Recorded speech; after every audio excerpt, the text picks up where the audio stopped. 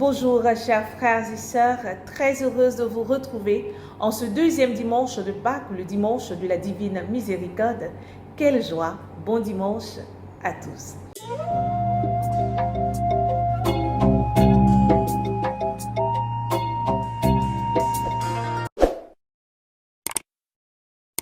Alors en ce dimanche de la Divine Miséricorde, on parlera beaucoup d'amour, l'amour de Dieu pour nous, le cœur blessant d'amour de Dieu pour nous, à notre égard.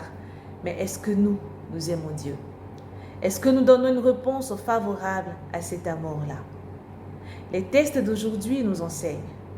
L'évangile du jour, extrait de Saint Jean, chapitre 20, versets 19 à 31. Jésus vient se montrer, n'est-ce pas, on dit 8 jours après sa résurrection. Il va venir trouver ses disciples qui étaient dans un endroit verrouillé. Pourquoi? Par peur, par crainte des Juifs.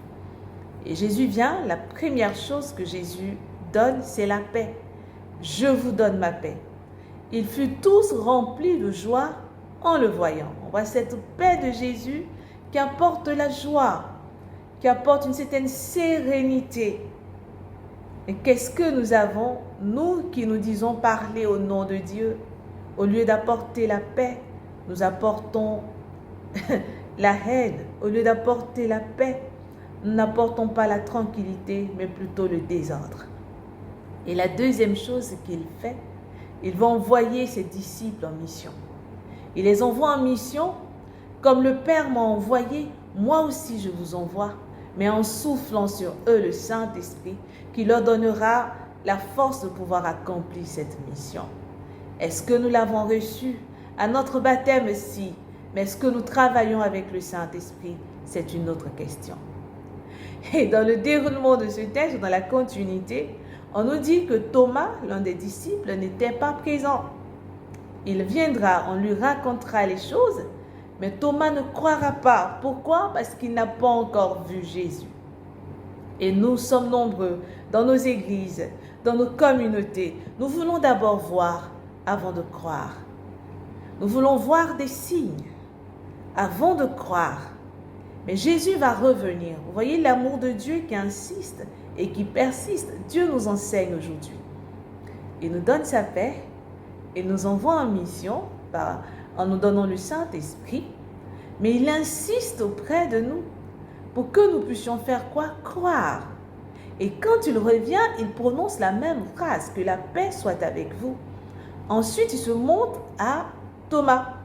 Donc Thomas qui a la possibilité de mettre son doigt dans les mains de Jésus et de voir que là où il a été cloué, c'est intact. Donc il est ressuscité, alors il croit. Mon Seigneur et mon Dieu, parce qu'il a vu, il croit. Heureux ceux qui croient sans avoir vu.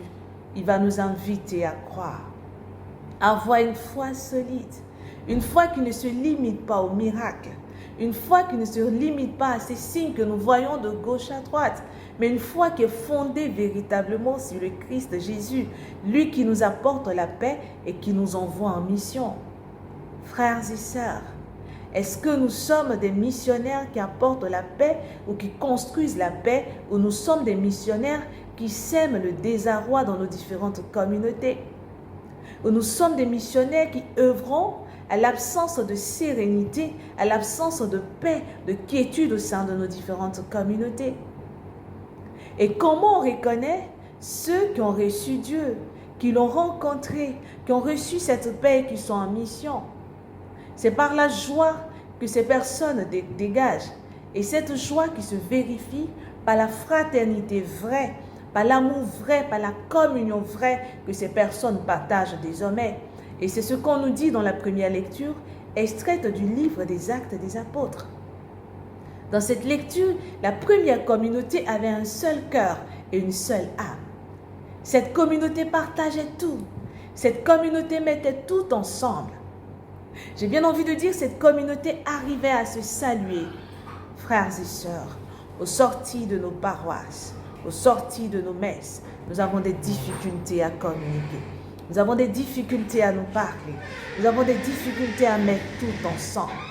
Il nous arrive de voir au sein de cette même communauté une personne qui fait du bien à la paroisse, mais cette personne a la capacité de pouvoir aider d'autres jeunes, d'autres personnes à avoir du travail, mais non, elle ne le fera pas parce qu'elle doit être cette seule personne à qui tout le monde doit rendre gloire, à qui tout le monde doit dire merci ou vers qui tout le monde doit regarder.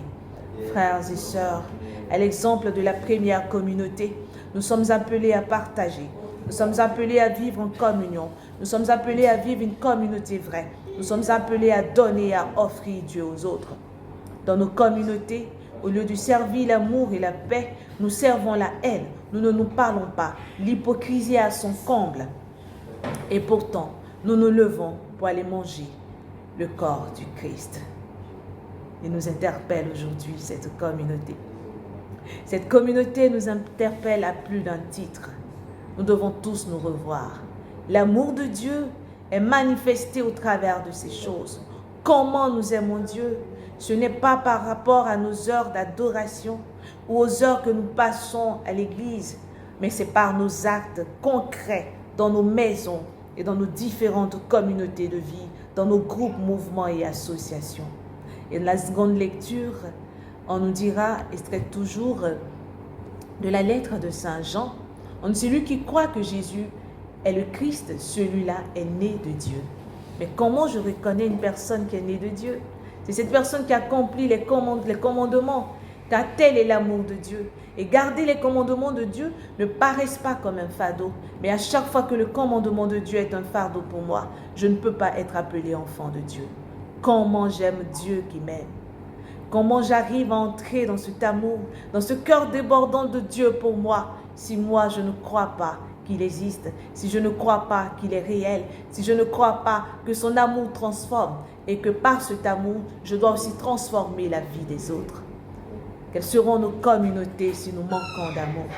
Quelles seront nos communautés si nous n'arrivons pas à donner une réponse agréable, une bonne réponse à l'amour que Dieu nous offre aujourd'hui? Frères et sœurs, la résurrection te transformera si et seulement si tu décides d'entrer dans ce plan que Dieu te propose. Si et seulement si tu décides de vivre la fraternité vraie, tu décides de vivre la foi et la joie au contact de Dieu. Si et seulement si tu décides de mettre ta foi au service des autres. Croire en Dieu, c'est d'aller vers les autres, c'est de proclamer. Alors ce dimanche, nous allons demander la grâce. La grâce de vivre une foi véritable.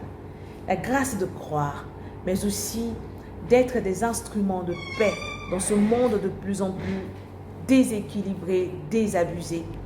D'apporter la paix de Dieu partout où nous irons. La grâce d'être des missionnaires vrais, des missionnaires qui annoncent le Christ et qui n'œuvrent pas à la perdition, mais plutôt à la construction de leurs frères et sœurs. Vous le savez, frères et sœurs, moi je vous aime, mais Dieu encore plus. Au revoir et très bon dimanche.